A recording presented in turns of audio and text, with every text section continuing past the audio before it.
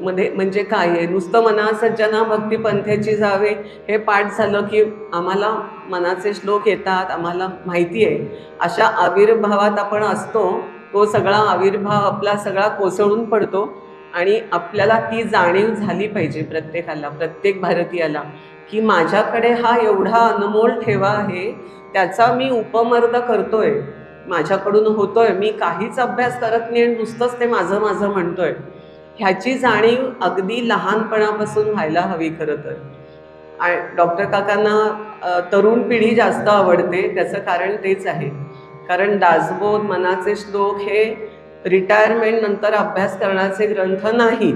हे लहानपणापासून पाठ करण्याचे आहेत. आत्ता माझा नातू मनाचे श्लोक पाठ करतो आणि आम्हाला शिकवतो, की मी मी तुम्हाला शिकवतो. मग आम्ही पण शिकतो त्यांच्याकडून. त्याची समजूत व्हावी, की आम्हाला काही येत नाही आणि तो आम्हाला